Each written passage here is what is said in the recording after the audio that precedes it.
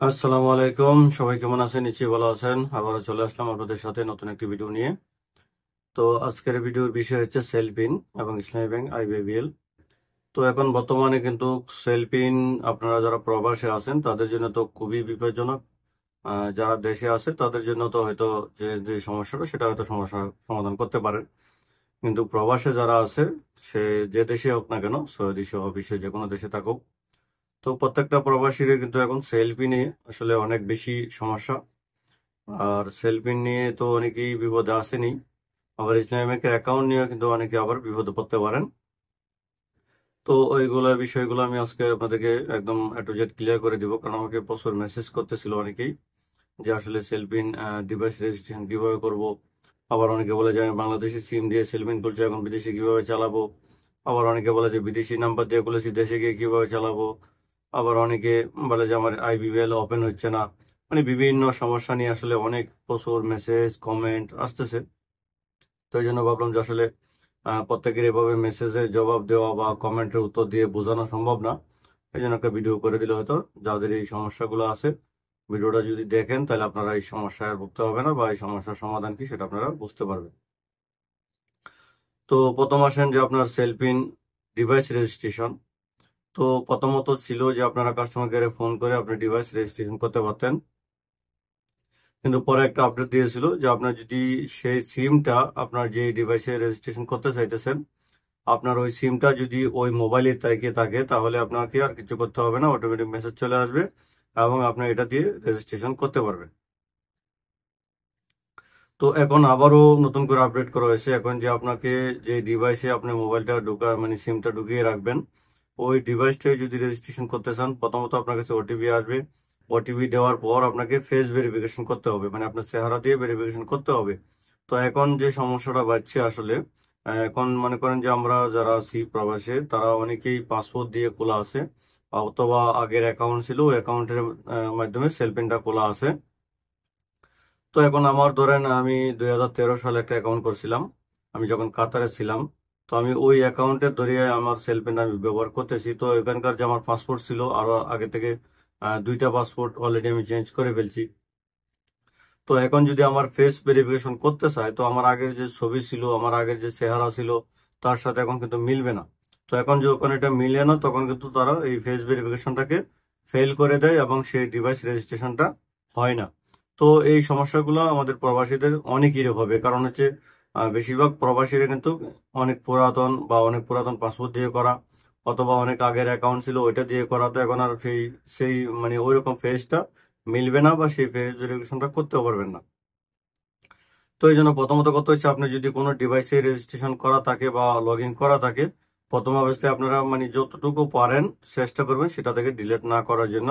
কারণ এখন যদি আপনি কোনো কারণে ডিলিট করেন তাহলে কিন্তু আপনি আবার সেলফিন আর লগ ইন করতে পারবেন না, কারণ এখন যে সমস্যাটা এই সমস্যা অনেকেরই হচ্ছে।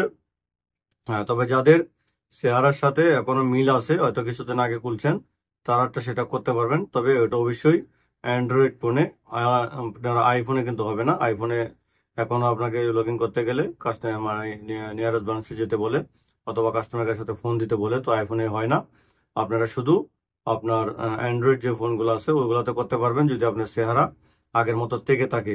কারণ আমার যেমন আমার চেহারা কিন্তু আগের মতো নেই, আমার অনেক পরিবর্তন হয়ে গেছে, এখন দাঁড়িয়ে ছিল, আগে দাঁড়িয়ে ছিল না, এখন দাঁড়িয়ে আছে, মানে এরকম অনেক কিছু। তো এরকম আরো অনেকেরই হয়তো এই সমস্যা হইতে পারে। তো এরকম যদি হয়ে থাকে তাহলে আপনি মানে চেষ্টা করবেন আপনার ডিভাইস থেকে আপনার সেলফিনটাকে ডিলিট না করার জন্য। তো এটা আসলে করা হয়েছে নিরাপত্তার জন্য, কিন্তু এখন দেখেন প্রতারকরা অনেক চালাক হয়ে গেছে, যে আপনাকে তারা এইভাবে মানে ব্ল্যাকমেইল করে, যেটা হয়তো ব্যাংক চেষ্টা করতেছে আপনাকে নিরাপত্তা দিবে, কিন্তু ব্যাংকের থেকে হয়তো কোনো অসাধু লোক আছেন।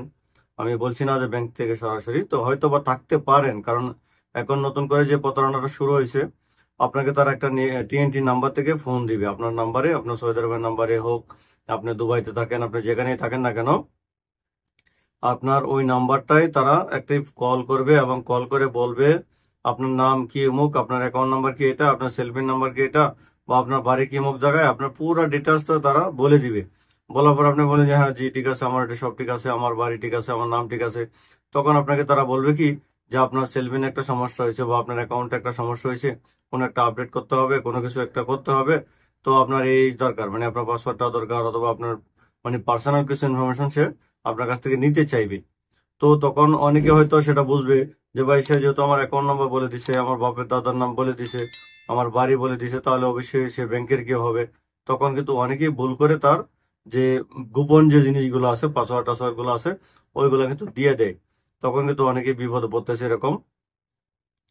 তো আমি এর আগেও অনেকগুলো ভিডিওতে বলেছি, আবারও আপনাদেরকে বলছি, দেখেন পৃথিবীর কোনো দেশে, আমি শুধু বাংলাদেশ না, আপনি পৃথিবীর যে কোনো দেশে থাকেন না কেন, আপনাকে কখনোই কোনো ব্যাংক থেকে ফোন করে আপনার কাছে কোনো ধরনের ইনফরমেশন তারা চাইবে না। এটা একটা কথা মাথায় রাখবেন। আপনি যদি আপনি ব্যাংকিং বিষয়ে কোনো কিছু করেন, অনলাইনে আপনার ব্যাংকিং থেকে থাকে, তাহলে আপনি একটা কথা মাথায় রাখবেন, অনলাইন থাকুক অথবা অফলাইন থাকুক, হয়তো আপনার কাছে যে কোনো সময় ফোন করতে পারে।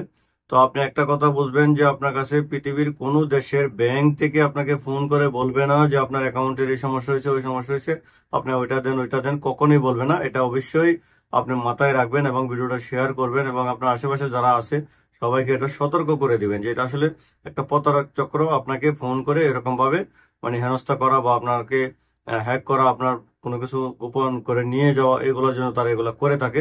এটা তাদের একটা নতুন কৌশল আসলে। তো এরকম কিন্তু সৌদি আরবেও হয় অনেক সময়, পাকিস্তানি বাংলাদেশি যারাই আছে তারা আপনাকে ফোন করে বলে যে আপনার অ্যাকাউন্টে আকামা আপডেট করতে হবে, আপনার অ্যাকাউন্ট নাম্বার আকামা নাম্বারটা দেন, আপনার মুখটা দেন। তো এগুলো আসলে প্রতারক, এগুলো কোনো কোনো ধরনের ব্যাংক না। কারণ আপনার যদি কোনো সমস্যা হয়, আপনার ব্যাংকের যে কোনো সমস্যা হোক না কেন, আপনাকে ব্যাংকে ফোন করতে হবে এবং আপনাকে ব্যাংকে যেতে হবে, আপনার কাছে ব্যাংক আসবে না। এটা মাথায় রাখবেন। এটা যদি কেউ করে তাহলে বুঝবেন সে প্রতারক, নিঃসন্দেহ প্রতারক। আপনি তাদের সাথে কোনো ধরনের পার্সোনাল কোনো ইনফরমেশন শেয়ার করবেন না।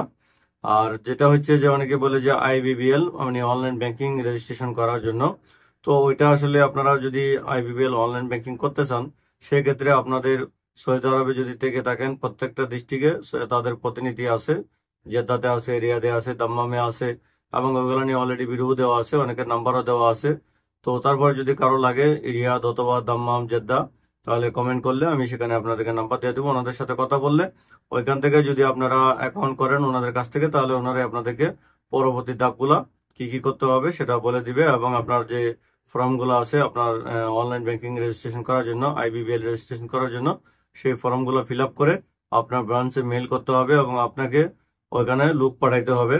আর তারপরেও হয়তো এখন বর্তমানে আপনি সেই আইবিবিএলটা চালু করতে পারবেন না, কারণ নিরাপত্তার কারণে তারা আসলে এগুলো এখন বন্ধ করে দিয়েছে।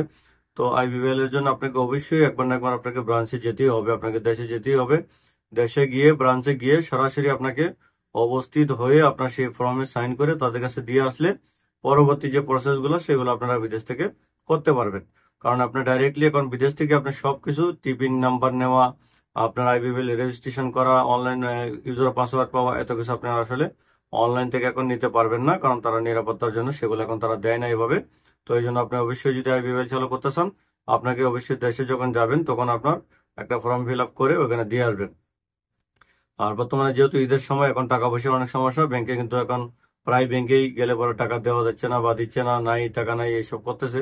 কারণ আমি নিজেও এটার ভুক্তভোগী, সকালবেলা ব্যাংকে পাঠিয়েছিলাম, টাকা দেয় নাই, বিকেলবেলা আবার যায় টাকা কিছু উঠাইছে।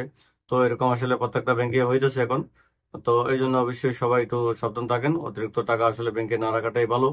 আরো কিছু নিয়ম কানুন আছে ব্যাংকে এখন বর্তমানে নতুন বাজেটের পরে, তো এগুলো নিয়ে আমি অন্য সময় একটা ভিডিও দিব, আজকে আর ভিডিওটা বড় করবো না। তো অবশ্যই সেলফিন, যেটা আমি বলছি, বাংলাদেশি নাম্বার দিয়ে সেলফিন খোলা থাকলে আপনি বিদেশে এটা রেজিস্ট্রেশন করতে পারবেন না। আবার বিদেশি নাম্বার দিয়ে খোলা থাকলে বাংলাদেশে রেজিস্ট্রেশন করতে পারবেন না। অবশ্যই ওই সিমটা আপনার মোবাইলে ডিভাইসে থাকতে হবে। একটা কথা মনে রাখবেন, আপনি যে দেশে থাকেন না কেন, আপনি যে সেলফিন নাম্বারটা দিয়ে আপনি সেলফিন অ্যাকাউন্টটা করছেন, ঠিক ওই নাম্বারটা আপনার ওই মোবাইলের ডিভাইসে থাকতে হবে। তারপরে আপনি এটা রেজিস্ট্রেশন বা লগ ইন করতে পারবেন, তাছাড়া কোনোভাবেই সম্ভব না। এটা অবশ্যই মাথায় রাখবেন। তো অবশ্যই সবাই ভালো থাকবেন। আসসালামু আলাইকুম রহমতুল্লাহি ওয়া বারাকাতুহু।